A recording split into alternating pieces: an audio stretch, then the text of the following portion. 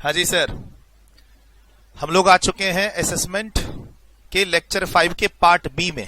Section 148A जो नया section है नोटिस और ऑर्डर से related in the case of income escaping assessment, वो हमने कंप्लीट किया। उसका भी मैं ओवरव्यू दे रहा हूं 10 से 15 मिनट, जो मैंने पिछली क्लास में शायद 1 घंटे में पढ़ाया विथ वन एग्जाम्पल्स। आपको ये सेक्शन अभी क्लास में ही याद हो जाना है। ठीक सर, हम लोगों ने पिछली क्लास में क्या देखा कि इनकम स्कीपिंग असेसमेंट क्या है, कब हो सकता है, इसकी जरूरत क्यों पड़ी। एक समय ऐसा आता है जहां पर एओ 143.3 का असेसमेंट नहीं कर पाता है, 144 का असेसमेंट नहीं कर पाता है, and there is a income escapement. तो उसको टैक्स करने के लिए एओ के पास लास्ट ब्रह्मास्त्र है 147 की असेसमेंट। लेकिन इसमें काफी सारे चेंजेस हुए हैं from 1 April 2021 onwards by finance act 2021। अगर आपका एग्जाम 2022 में है तो, है ना, असेसमेंट ईयर 22-23। हम लोग फाइनेंस एक्ट 2022 की अमेंडमेंट अभी नहीं पढ़ रहे हैं क्लास के अंदर, वहां भी कुछ थोड़ी थोड़ी अमेंडमेंट्स आई हैं, बट वो अभी रेलेवेंट नहीं है। क्या देखा, सेक्शन 147 पूरा रिप्लेस हो गया, उससे रिलेटेड एक नया सेक्शन आ गया है नोटिस का आपके सामने 148A। इसमें ऑर्डर भी पास होता है। फिर जाके एक पुराना वाला सेक्शन फिर से सब्स्टिट्यूट हो गया, वो भी 148, जिसमें नोटिस भेजी जाती है रिटर्न फाइल करो। इन सब के लिए, नोटिस भेजने के लिए, ऑर्डर भेजने के लिए इस सेक्शन में, या अगला नोटिस भेजने के लिए, सबके लिए हमें क्या चाहिए, अप्रूवल चाहिए, सैंक्शन अथॉरिटी 151। वहां भी क्या किया है, वो सेक्शन रिप्लेस कर दिया, सब्स्टिट्यूट कर दिया। अब वहां पर कौन आ गया, principal chief commissioner, chief commissioner, commissioner, principal commissioner, joint commissioner का रेफरेंस हट गया, मैंने बताया क्लास में। और फिर टाइम लिमिट भी चेंज हो चुकी है। ये जो नोटिस हम भेजते हैं 148 की, उसके पहले हमें भेजनी है नोटिस 148A, एंड इसी में ऑर्डर पास करना है कि this case is fit for income escaping assessment. 148 का नोटिस भेजा जा सकता है। सर 148 का नोटिस भेजने के लिए टाइम लिमिट है 149 में, जिसमें अमेंडमेंट है, पूरा सेक्शन रिप्लेस कर दिया। पहले होता था 4 साल, 6 साल, 16 साल, अब वहां पर कहानी है 3 साल और 10 साल की, जिसको आज डिस्कस करेंगे विथ एग्जांपल्स। अब उसी की बारी है आज, लेकिन पहले 10 से 15 मिनट में इसको रिवाइज कर ले जो हमने पिछली क्लास में पढ़ा। 148A क्या चल रहा है, इनकम स्कीपिंग असेसमेंट क्या खत्म कर चुके, regular assessment 143.3, best judgment assessment 144, faceless assessment 144B, DRP 144C, intimation 143.1, notice 142.1। फिर तो उसके पहले हमारा बिलेटेड रिटर्न था, रिवाइज रिटर्न था, डिफेक्टिव रिटर्न था, वो सब हमारा हो चुका है, रिफंड भी हो चुका है, राइट। चलिए सर थोड़ा फटाफट इसको देख ले।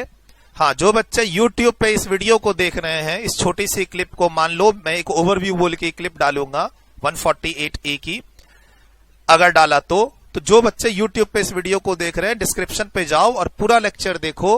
Assessment lecture 5 part A, assessment lecture 5 part B, उसमें पूरा डिस्कशन है इनकम स्कीपिंग असेसमेंट के सभी सेक्शन का, 147, 148, 148A, 149, 151, जो नया आया है, जो आपके एग्जाम के लिए रेलिवेंट है।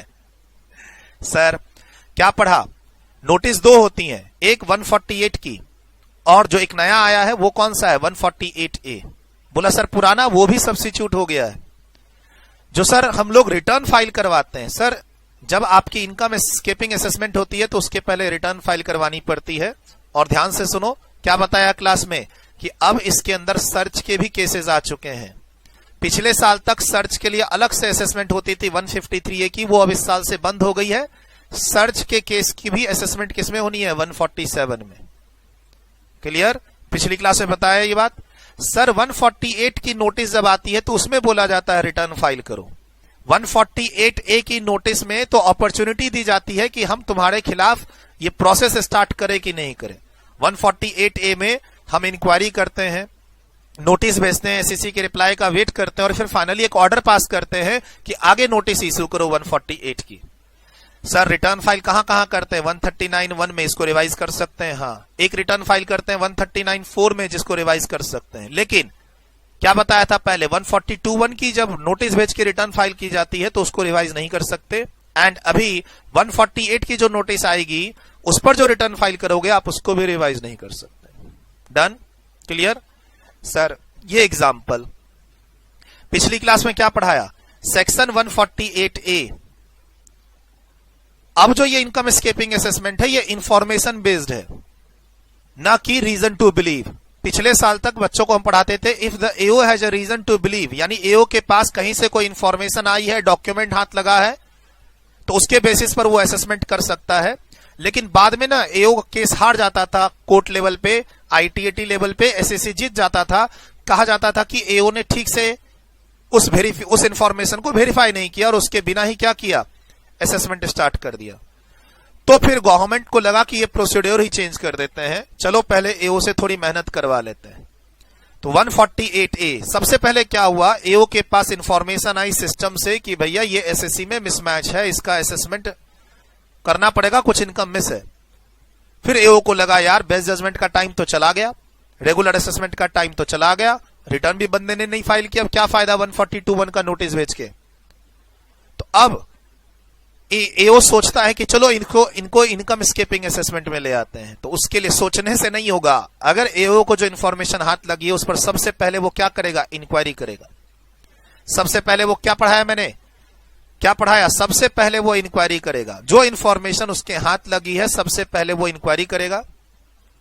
ध्यान रखिएगा सेक्शन 148A में 4 स्टेप हैं, स्मॉल ए, small B, small C, small D, 4 clause हैं, 4 स्टेप हैं। फाइनेंस एक्ट 2021 हम 22 की बात नहीं कर रहे, और ये जो 4 स्टेप है सर्च के केस में एप्लीकेबल नहीं होता है। अभी बताऊंगा, अगर सर्च का केस है 143(2), सर्च के बाद रिक्यूजिशन होता है 132A, चाहे एसएससी पर या अदर पर्सन पे जिसका इफेक्ट एसएससी पे आ रहा है, उस पे ये स्टेप फॉलो करने की जरूरत नहीं है, सीधा नोटिस भेजो 148 की। सर्च के केस में अब 153A की नोटिस नहीं जाएगी, सर्च के केस में अब 148 की नोटिस जाएगी, 147 का असेसमेंट होगा, 148A की नोटिस भेजने की जरूरत नहीं है, with effect from 1 April 2021 for your exam. Sir information की पहले एओ इंक्वायरी करेगा, प्रायर अप्रूवल लेगा। सेक्शन 151 में स्पेसिफाइड अथॉरिटी का नाम दिया हुआ, प्रिंसिपल चीफ कमिश्नर और या फिर चीफ प्रिंसिपल कमिश्नर। सर उस इंक्वायरी से जो रिजल्ट आएगी उसके बेसिस पर वो सो कॉज नोटिस भेजेगा एसईसी को कि बताओ मैं तुम्हारे ऊपर सो कॉज नोटिस किसकी आएगी, सेक्शन 148A की। क्या पूछा जाएगा, मैं तुम्हें नोटिस क्यों ना भेजूं सेक्शन 148 की। समझो बात को, 148A में अपॉर्चुनिटी जाएगी एसईसी के पास एक सो कॉज नोटिस कि बेटा सुनो, तुम्हारी मेरे पास कुछ इंफॉर्मेशन हाथ लगी है, income escaping from assessment, you have a income chargeable to tax but that has escaped assessment, वो इनकम हाथ लगी है, हमने ये इंक्वायरी करवाई, उसका ये रिजल्ट है, मेरे पास प्रायर अप्रूवल भी है मेरे बॉस का सेक्शन 151 में। अब तुमको मैं अपॉर्चुनिटी दे रहा हूं, तुम बता दो कि मैं तुम्हारे ऊपर सेक्शन 148 का नोटिस आगे भेजूं या नहीं भेजूं इनकम एस्केपिंग असेसमेंट करने के लिए। ध्यान रखना ये नोटिस कौन से सेक्शन में जाएगी, 148A में। क्या पूछा जाएगा, बाबू मुन्ना बताओ मैं तुम्हें अगली नोटिस क्यों ना भेजूं असेसमेंट करने की, इनकम एस्केपिंग असेसमेंट करने की। ऐसा करने से क्या होगा, जो आगे कोर्ट में डिस्प्यूट होता है, सीआईटी अपील में, आईटीएटी में, हाई कोर्ट में, वो डिस्प्यूट खत्म हो गया कि भाई नेचुरल जस्टिस, हमने आपको अपॉर्चुनिटी दी। अच्छा, जो नोटिस आएगी वो किस बेसिस पे जाएगी, तो एओ के पास कुछ इंफॉर्मेशन है, उसकी उसने इंक्वायरी करवा के रिजल्ट उसके हाथ में आ चुका है कि हाँ this is a positive case of income assessment, income escaping assessment. उसने अपने सीनियर प्रिंसिपल कमिश्नर 3 साल का केस है तो 10 साल का केस है तो chief commissioner, principal chief commissioner से अप्रूवल ले लिया है। और एसईसी को कितने दिन का मौका देना है रिप्लाई करने का, कम से कम 7 दिन का देना है, मैक्सिमम 30 दिन का from the date of issue of notice. इस डेट को एक्सटेंड भी करवा सकता है एसएससी। डन, यही पढ़ाया पिछली क्लास में, रिवाइज करा रहा हूं अभी। सर एसएससी का रिप्लाई आएगा, अब फिर नाटक क्या, सर उस रिप्लाई के बेसिस पर 142A का चौथा step D point, clause D, exam में डायरेक्ट क्लॉज डी यूज कर सकते हो, ऑर्डर पास करेगा एओ कि yes this is a fit case. Order में क्या लिखेगा, fit case for section 1, fit case for section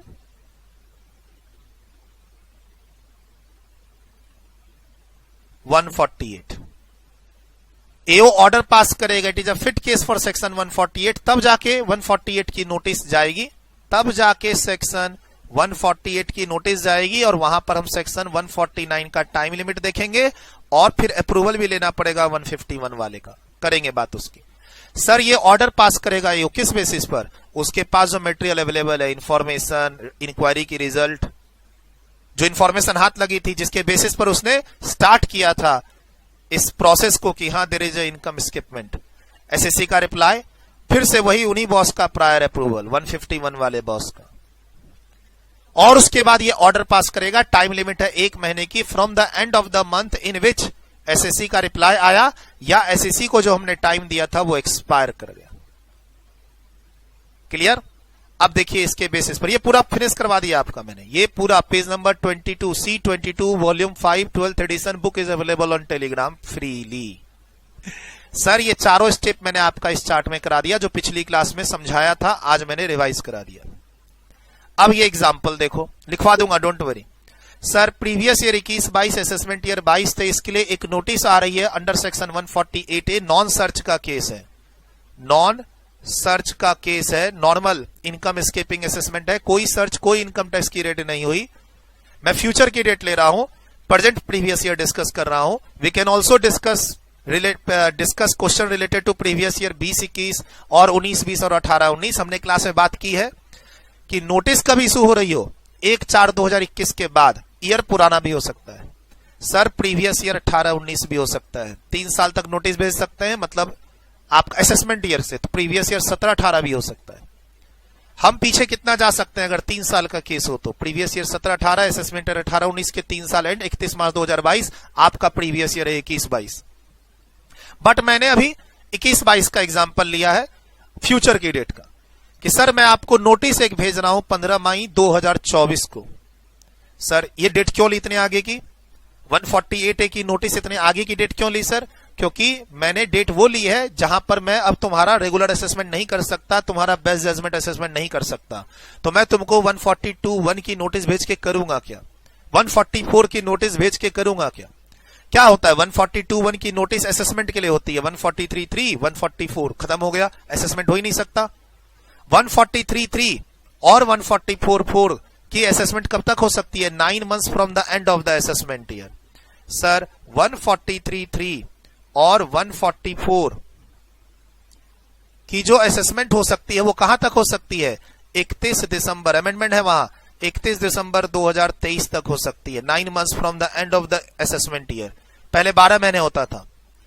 तो सर मैंने जानबूझकर 2024 का टाइम लिया कि अब मैं आपको पुरानी नोटिस भेज के करूंगा क्या 142(1) की और या फिर आपका 144 की, क्योंकि मैं बेस्ट जजमेंट असेसमेंट कर ही नहीं सकता, मैं आपका रेगुलर असेसमेंट कर ही नहीं सकता, टाइम बहुत निकल चुका।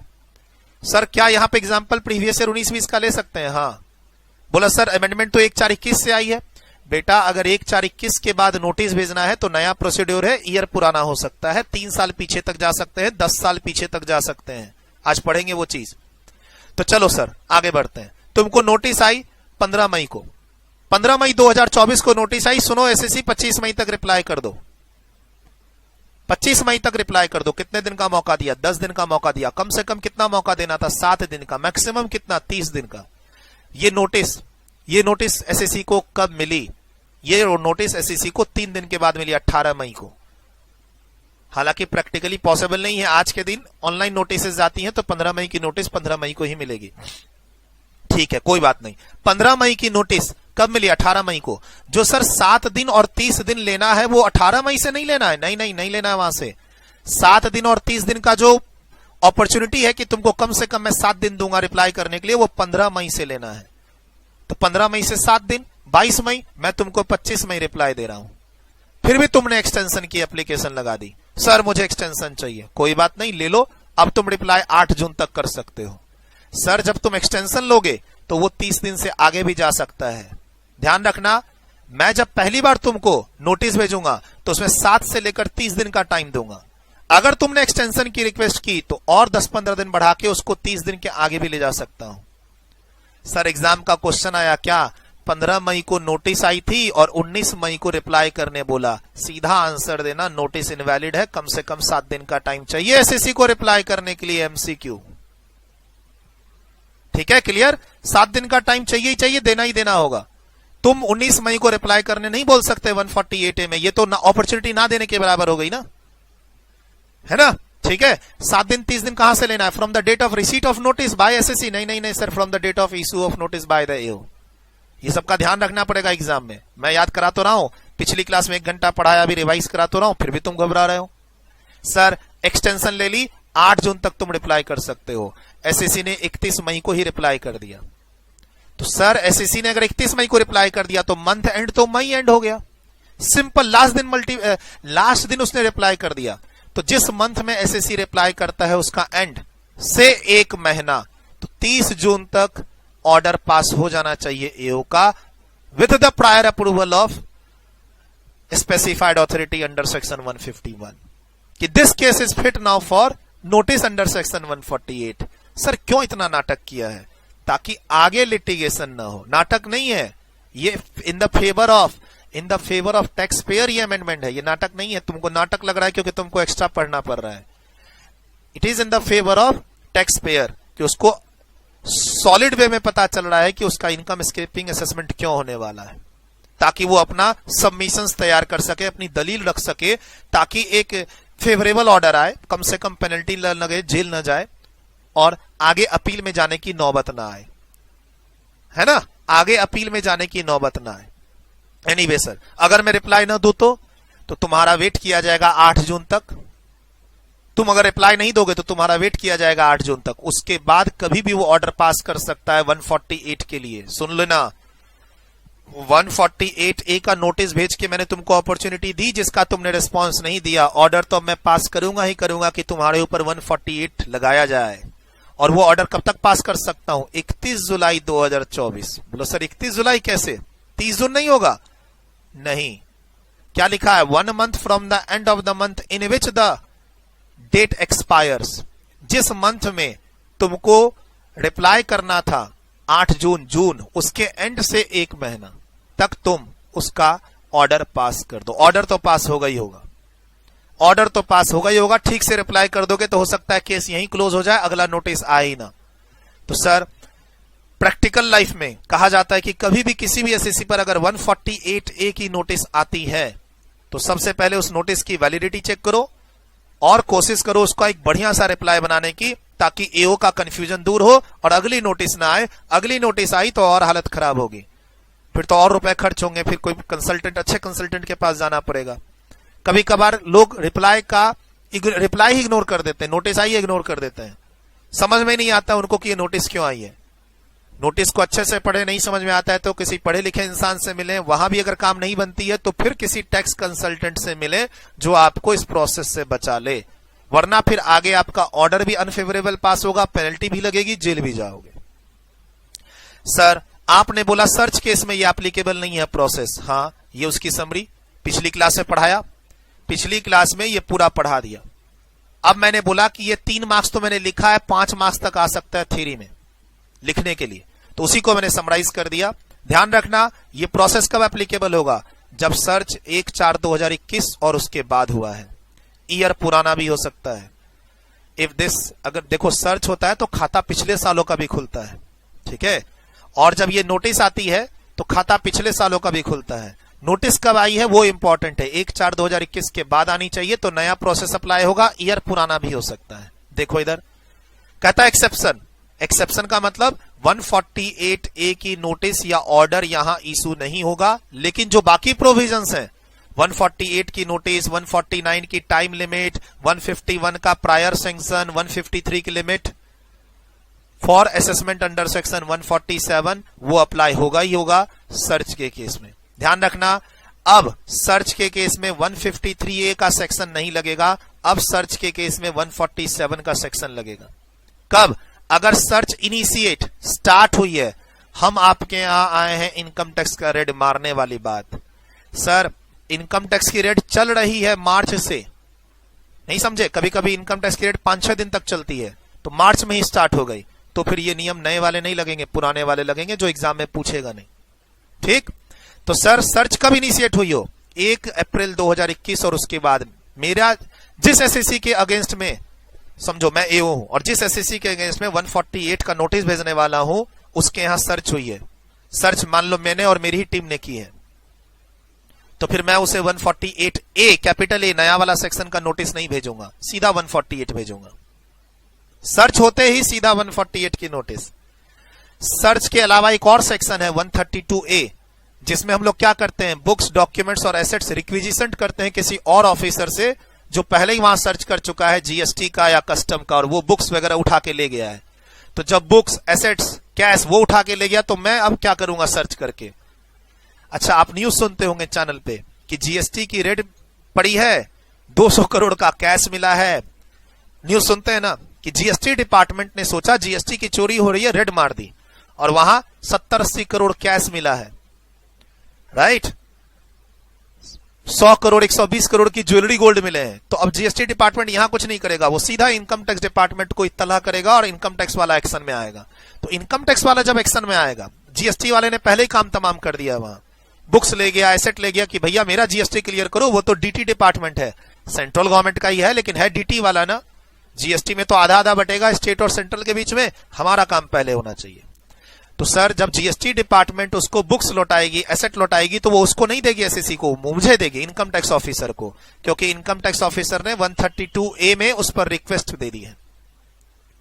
सर, तो अगर सर्च का केस है 132, जो हम लोग चैप्टर 5 में पढ़ेंगे, या एसेट रिक्विजिशन का केस है 132A एसएससी के केस में, और या फिर ऐसा ही केस दूसरे पर्सन के केस में है, एनी अदर पर्सन के केस में इनकम टैक्स की रेड हुई, वहां जो रुपए मिले, बुलियंस मिले, ज्वेलरी मिले, वो पता चला मेरे से रिलेटेड है।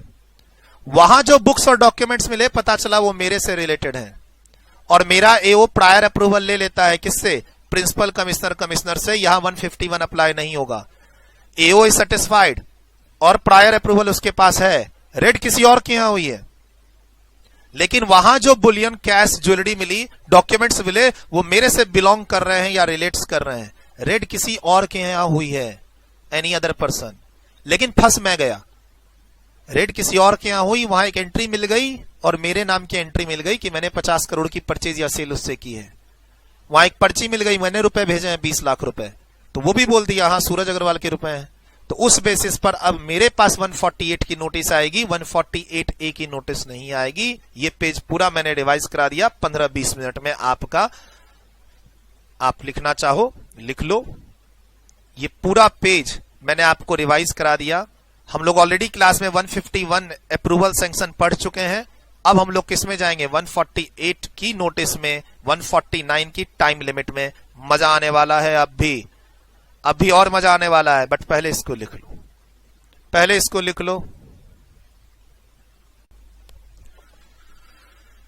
लिखा बच्चों ने इसको, वीडियो रोक के इसे लिख लो।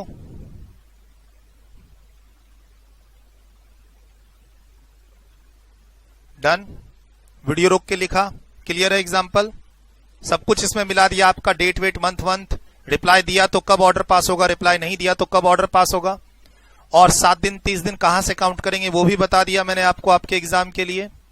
और इतने दिन के बाद क्यों नोटिस भेजी उसका रीजन भी बता दिया कि भाई 143.3 144.4 का एक्शन लेने का टाइम चला गया, तो अब मेरे पास एक ही ऑप्शन बचा है 147, इसीलिए 2 साल का गैप दिया है मैंने अपने ईयर के एग्जाम्पल में और नोटिस भेजने की डेट में।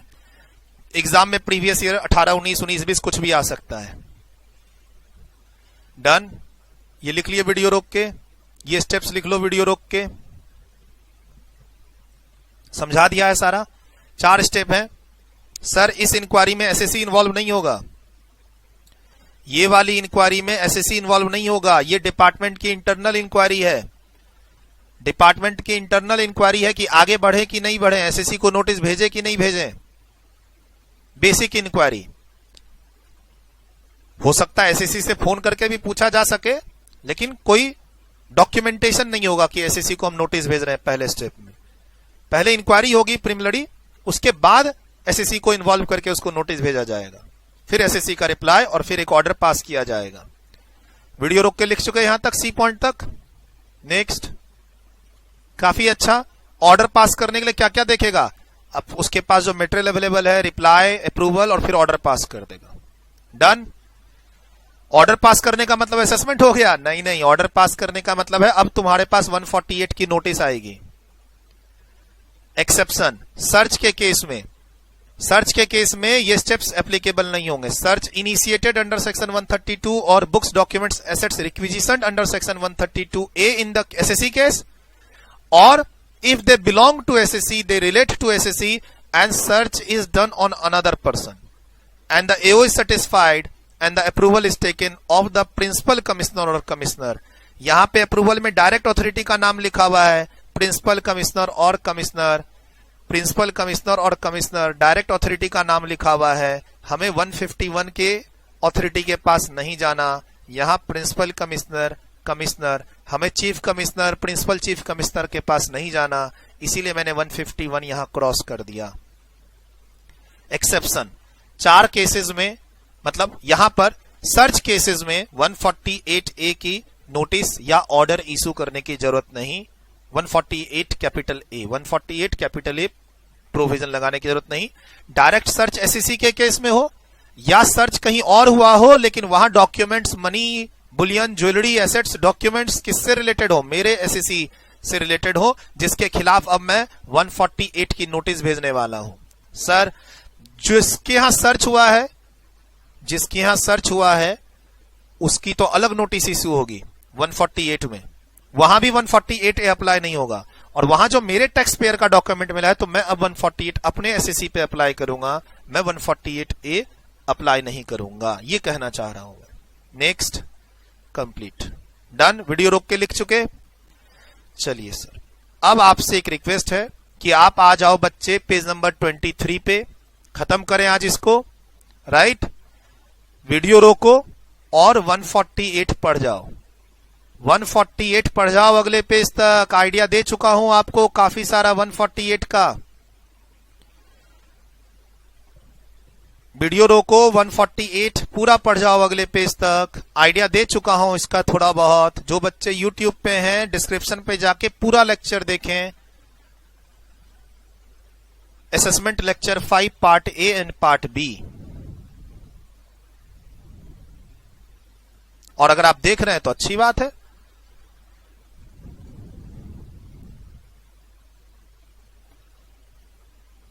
फिनिश कीजिए रीडिंग अगले पेज तक इस सेक्शन की।